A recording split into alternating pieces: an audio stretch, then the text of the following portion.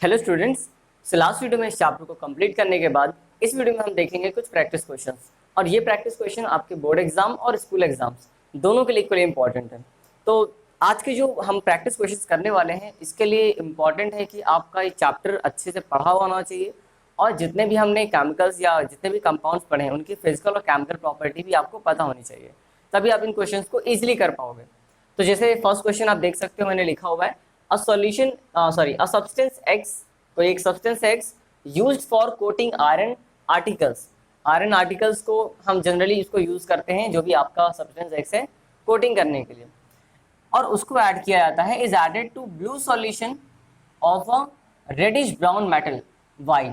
तो reddish brown metal ऐसी कौन सी है, ठीक है, उसको वाई हमने बोला हुआ है, और उसी के सॉल्यूशन में हमने इस एक्स को क्या किया है, डाल दिया है, ठीक है। The colour of the solution gets discharge, मतलब उसका कलर ब्लू कलर जो होता है वो चेंज हो जाता है। Identify X and Y and also the type of reaction. तो अगर आपने चैप्टर को पढ़ा होगा तो आपने ध्यान दिया होगा डिस्प्लेसमेंट रिएक्शन में, आपने इसके बारे में पढ़ा होगा।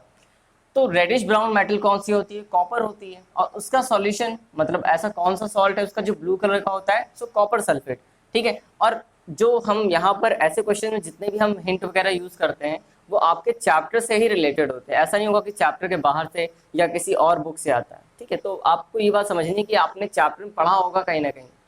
तो जैसे यहाँ पर ब्लू सॉल्यूशन की बात बोली गई, तो ब्लू सॉल्यूशन कौन सा होता है, कॉपर सल्फेट का। अगर ग्रीन होता है तो किसका होता है, आयरन सल्फेट का।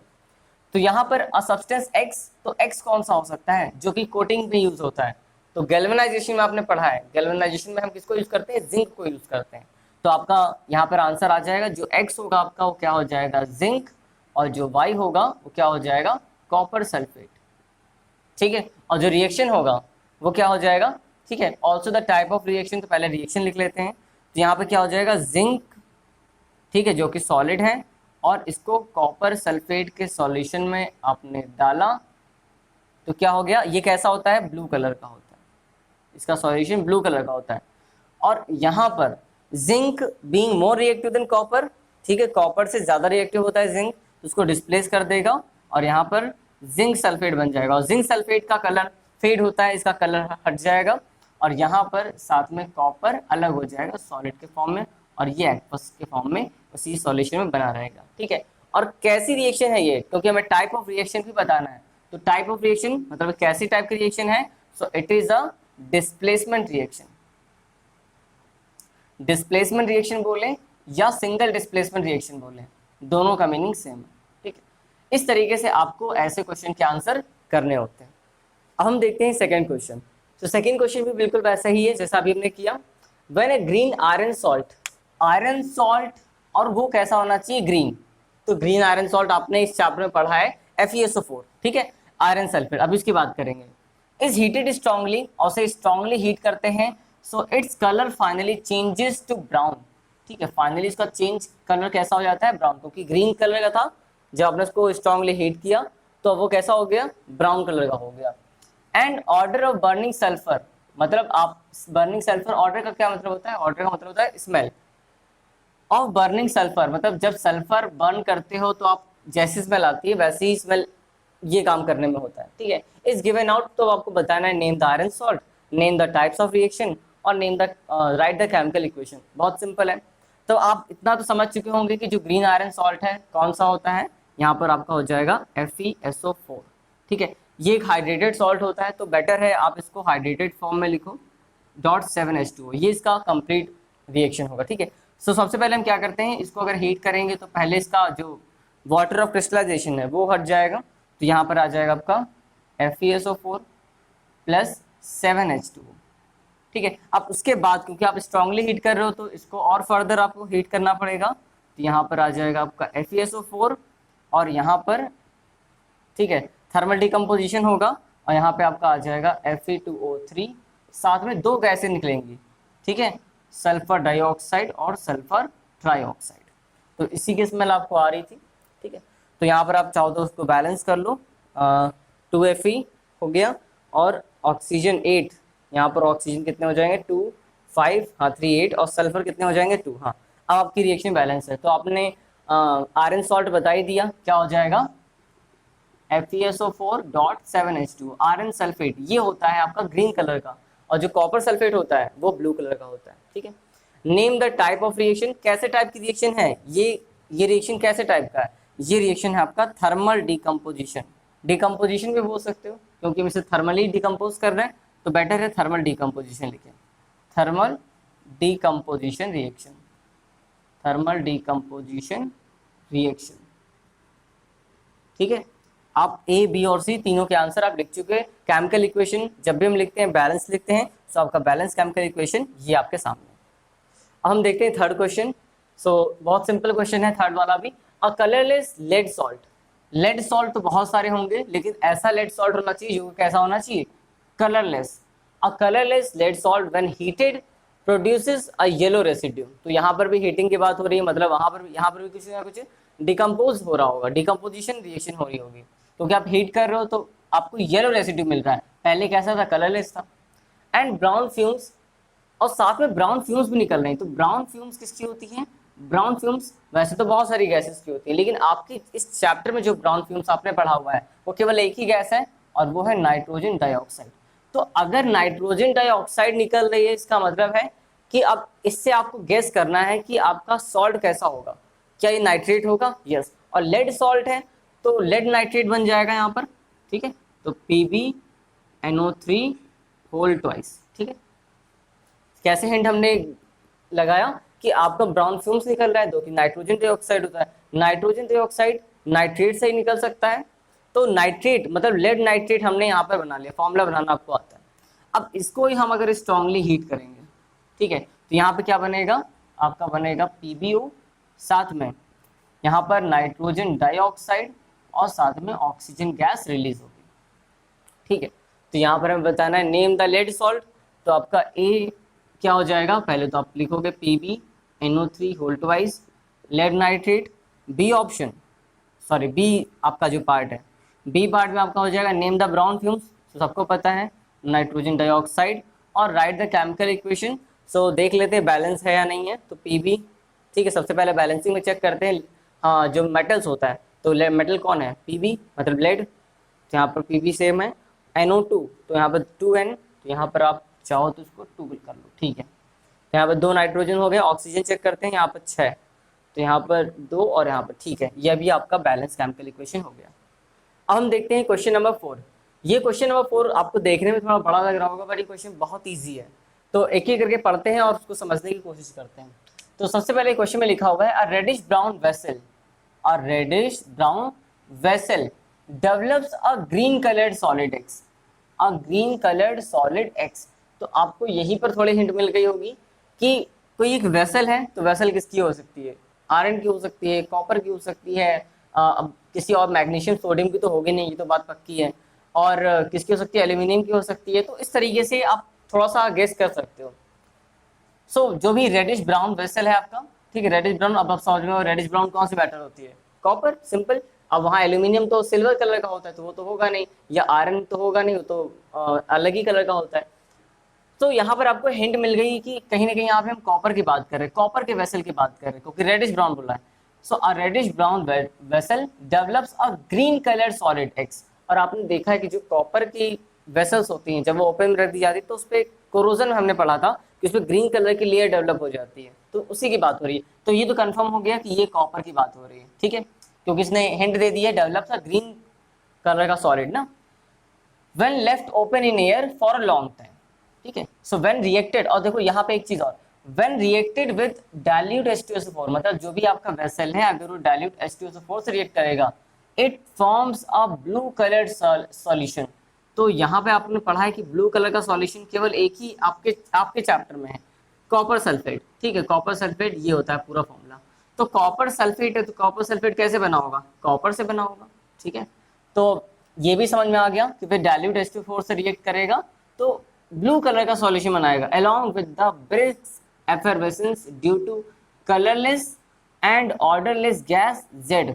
तो कलरलेस और ऑर्डरलेस गैस जब H2SO4 से रिएक्ट होगा, किसका कौन रिएक्ट करेगा, कॉपर। तो यहाँ से कौन सी, जब भी कोई मेटल एसिड से रिएक्ट करता है क्या निकलता है, हाइड्रोजन गैस रिलीज होता है, बाद में अपना सॉल्ट बनेगा वो अलग बात है। ठीक है, समझ में आगे होगी बात। तो यहाँ पर गैस भी आपको हिंट में पता चल गया कि यहाँ हाइड्रोजन की बात हो रही है। और पढ़ते हैं, एक्स डिकम्पोज, एक्स क्या है, एक्स कौन है, यहाँ पर जो अभी आपका ग्रीन कलर, अच्छा ये जो भी आपका ग्रीन कलर वाला सॉलिड है, अब इसकी बात करेंगे। तो जो भी आपका जो ग्रीन कलर वाला सॉलिड है जो डिकम्पोज हो गया, वो डिकम्पोज होगा to form a black coloured oxide Y of a reddish brown metal, ठीक है, अलॉन्ग विद गैस जेड, फिर से वही गैस जेड, ठीक है। Identify X Y and Z, अब आपको एक्स वाई जेड बताना है, ठीक है। तो देखते हैं, अब यहाँ पर हम लिखते हैं सबसे पहले। तो अब आपको ये तो पता चल गया कि जो आपका रेडिश ब्राउन वेसल है वो एक क्या है, कॉपर का वेसल है, ठीक है। और जो ग्रीन कलर का सॉलिड डिपॉजिट हो रहा है उसकी बात करते हैं। तो जो कॉपर है उसका कोरोजन कैसे पढ़ा था हमने, कॉपर का वो कार्बन डाइऑक्साइड, वाटर और ऑक्सीजन, इनसे मिलके क्या बना लेता है, बेसिक कॉपर कार्बोनेट बना लेता है। तो यहाँ पे लिखेंगे हम copper carbonate dot CuOH whole twice. अब ये चीज़ तो आपको पता होनी चाहिए, ठीक है, क्योंकि अगर ये चीज़ नहीं पता होगी तो आपको इस क्वेश्चन में प्रॉब्लम हो सकती है, ठीक है। तो यही आपका ग्रीन कलर का सॉलिड है, ये ग्रीन कलर की लेयर डिपॉजिट हो जाती है, ये घर में आपने देखा भी होगा। तो ये वही है, तो ये तो एक्स हो गया, ठीक है, ये आपका क्या हो जाएगा, ये आपका एक्स हो गया, ठीक है, रॉन्ग नहीं मतलब एक्स। और क्या बोला गया है कि when reacted with dilute H2SO4, कौन रिएक्ट करेगा, ये नहीं, जो आपका कॉपर है, ठीक है, कॉपर वेसल है। तो सिंपल हम कॉपर का भी ले रहे हैं, कॉपर को कंसीडर कर रहे हैं। जब ये कॉपर H2SO4 के साथ रिएक्ट करेगा तो क्या बनाएगा, सबको ये तो रिएक्शन सबको आता हो कि कॉपर हाइड्रोजन से ज्यादा इलेक्ट्रोपॉजिटिव है, so it will displace the copper hydrogen, और कॉपर सल्फेट बना लेगा एक्वस फॉर्म में। और कॉपर सल्फेट का कलर कैसा होता है, ब्लू कलर का होता है, ठीक है, ब्लू कलर। और यहाँ से क्या रिलीज हो जाएगा, हाइड्रोजन गैस रिलीज हो जाएगा, ठीक है, ये भी समझ में आ गया। So brisk effervescence due to colourless and odourless gas, colourless और ऑर्डरलेस गैस होती है। So X decompose to form black colour oxide. अब देखो यहाँ पर हमें डिकम्पोजिशन पढ़ना है इस वाले कंपाउंड का, जो ग्रीन सॉलिड है आपका, उसका हमें डिकम्पोजिशन पढ़ना है। तो इसको मैं कहाँ दिखा दूँ, यहीं पर दिखा देता हूँ, ठीक है, यहाँ पे इसको मैं अलग से दिखा देता हूँ यहाँ पर, ठीक है। तो जो कॉपर कार्बोनेट है उसका मुझे डिकम्पोजिशन कराना है, यहाँ पर CuOH होल ट्वाइस। अगर ये डिकम्पोज होगा तो इसमें क्या क्या होगा, कई कुछ बुक्स में तो ऐसे भी लिखा होता है जो आपका कॉपर कार्बोनेट को ही कंसीडर करते हैं, कुछ बुक्स ऐसे कंसीडर करते हैं, इट्स ओके, ठीक है। तो यहाँ पर जो आपका मेन जो कंपाउंड है, जो आपका ब्लैक कलर का ऑक्साइड बनेगा वाई, वो आपका कॉपर ऑक्साइड होगा, ठीक है, यही होता है ब्लैक कलर का। और अलोंग विद द जेड, जो गैस आपकी जेड बन रही है, ठीक है, हाइड्रोजन गैस साथ में यहाँ पे रिलीज होगी, साथ में यहाँ पे वाटर रिलीज होगा आपका, ठीक है, इस तरीके से, और कुछ CO2 भी रिलीज होगा, ठीक है। ये सारी मिली जुली गैसेस होती हैं, बट हमारे जो सबसे मेन कंपाउंड है वो हमारा कॉपर ऑक्साइड है, ठीक है, ये हमारा रेडिश ब्राउन है। तो एक बार मैं इसको पूरा लिख के दिखा देता हूँ आपको, ठीक है, इसको आप थोड़ा नोट कर लो, ठीक है। मैं हटता हूँ, अब सारा XYZ जो भी है वो एक बार बता देता हूँ, ठीक है। चलो, तो आपका जो X है यहाँ पर क्या निकल के आएगा, वो तो हो जाएगा आपका X होगा कॉपर कार्बोनेट, ठीक है, यहाँ पर बेसिक कॉपर कार्बोनेट, तो ये हो जाएगा आपका पहला X। Y क्या हो जाएगा, Y कहाँ पर है, Y ब्लैक कलर का कॉपर ऑक्साइड, तो ये Y जो हो जाएगा वो क्या हो जाएगा, Y आपका हो जाएगा कॉपर ऑक्साइड, यही ब्लैक कलर का होता है, ठीक है। और Z कौन सी गैस है, यहाँ पर जो आपकी Z निकल रही होगी वो क्या हो जाएगी, हाइड्रोजन, ठीक है, हाइड्रोजन गैस ही ऑर्डरलेस और कलरलेस होती है। हम देखते हैं लास्ट क्वेश्चन आज की वीडियो का, क्वेश्चन नंबर 5। तो बहुत ही सिंपल क्वेश्चन है, an aqueous solution of metal nitrate P। अब यहाँ पर तो ये बोल भी दिया गया है कि नाइट्रेट है आपका सॉल्ट, बट कौन सी मेटल यूज हुई है ये भी नहीं पता है, ठीक है। रिएक्ट विद सोडियम ब्रोमाइड, मतलब आपका कोई भी एक नाइट्रेट है, चलो मैं थोड़ा सा लिखता भी चलता हूँ ताकि आपको क्लियर होता जाए। तो मेटल नाइट्रेट आपका रिएक्ट करने वाला है किससे, कुछ सोडियम ब्रोमाइड से, तो सोडियम ब्रोमाइड का फॉर्मूला NaBr, ठीक है। सॉल्यूशन है तो एक्वस लिख लेते हैं यहाँ पर, और इसका भी एक्वस है तो यहाँ पर भी एक्वस लगा लेते हैं, मतलब ये भी सॉल्यूशन ये भी सॉल्यूशन। अब यहाँ पर जो रिएक्ट हुआ तो क्या बना, solution to form yellow PPT बनता है ऑफ अ कंपाउंड Q, तो कुछ यहाँ पर Q बना, ठीक है, येलो है ये येलो पीपीटी के फॉर्म में हमें मिला कुछ, ठीक है।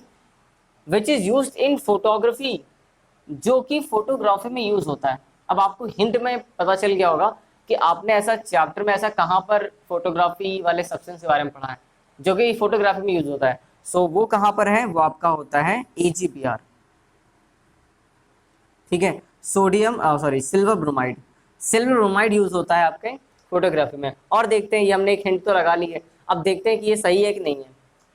और साथ में बोला गया है Q, जो आपका Q है, ठीक है, ये Q जब ये एक्सपोज होता है to the sunlight undergoes decomposition reaction, ठीक है, to form metal present in P along with the reddish brown gas, ठीक है। रेडिश ब्राउन गैस कौन सी है, वहां पे ब्राउन गैस की बात बोली जाए तो वहां पे NO2 है, लेकिन रेडिश ब्राउन बोला गया है तो यहाँ पे कौन सी गैस है, ब्रोमीन गैस Br2, ठीक है। अब तो ये कंफर्म हो चुका है कि वो क्या है, सब्सटेंस जो Q है वो क्या है, AgBr। Identify P and Q, right the chemical equation and identify the types of reaction, ठीक है। तो अब आप समझ गए होंगे कि आपको क्या लिखना है। जो आपका P है, ठीक है, यहाँ पर कौन सी मेटल नाइट्रेट है, सिल्वर नाइट्रेट, ठीक है। तो AgNO3 और ये रिएक्ट हो जाएगा NaBr से, ठीक है। तो यहाँ पर एक डबल डिस्प्लेसमेंट रिएक्शन होगा, मतलब Ag plus NO3 minus Na plus Br minus. So इनके आयन एक्सचेंज हो जाएंगे, Ag प्लस Br माइनस के साथ आ जाएगा, तो यहाँ पर आ जाएगा AgBr and it is a yellow PPT, ठीक है, येलो सॉलिड होता है, येलो PPT के फॉर्म में आ जाएगा। और साथ में NaNO3, ठीक है, NaNO3 ये कैसा हो जाता है, एक्वस फॉर्म में, मतलब सॉल्यूशन के अंदर ही रहता है, ये PPT के फॉर्म में बाहर आ जाता है। अब AgBr on exposure to the sunlight, AgBr को अगर हम सनलाइट में रख देते हैं, ठीक है, HNO मतलब सनलाइट के प्रेजेंस में, तो ये फोटो डिकम्पोजिशन हो जाता है। तो यहाँ पर आ जाएगा Ag प्लस Br2, ठीक है, Br2 गैस में ये कन्वर्ट हो जाएगा। तो आप देख सकते हो Ag, और यहाँ पे साथ साथ बोला भी गया है कि sunlight undergo decomposition reaction to form metal present in P, मतलब जो आपका ये P है, ये आपका Q है, तो जो मेटल P में प्रेजेंट है मतलब Ag, उसमें वो ब्रेक हो जाता है, ठीक है, सॉलिड। और ये कैसा होता है, येलो कलर का होता है। और यहाँ पर देखने में कैसा हो जाता है, थोड़ी देर बाद सिल्वर कलर का हो जाता है, ठीक है। तो आप बैलेंस करना चाहो तो यहाँ पर लिख लो two time not is a balance. So बोला गया है आइडेंटिफाई P एंड Q, बता दिया, P है आपका AgNO3 और Q क्या है, AgBr। ये भी आपका एक्वस है, इसको भी लिखना जरूरी होता है, ठीक है, ये भी एक्वस है। राइट द केमिकल इक्वेशन, वो भी हमने लिख लिया। Identify the types of reaction, ये कौन से टाइप का रिएक्शन है, ये फर्स्ट वाला, ठीक है, ये फर्स्ट वाला, ये है आपका double displacement reaction, double displacement. तो आप समझ रहे होंगे कि आपका चैप्टर पढ़ा होना कितना इंपॉर्टेंट है, कि डबल डिस्प्लेसमेंट रिएक्शन आपको ये भी पता होना चाहिए कि डबल डिस्प्लेसमेंट रिएक्शन है, क्योंकि यहाँ पर आयन आपस में एक्सचेंज हो रहा है। और ये कौन सा रिएक्शन है, it is a decomposition, but कौन सा डिकम्पोजिशन, फोटो डिकम्पोजिशन, ये आपका सेकेंड रिएक्शन है, ठीक है, photo decomposition, photo decomposition reaction, ठीक है। तो आज की वीडियो में बस 5 क्वेश्चंस आपके सफिशिएंट है। नेक्स्ट वीडियो में हम कुछ और क्वेश्चंस डिस्कस करेंगे जो कि इनसे थोड़े से एडवांस होंगे।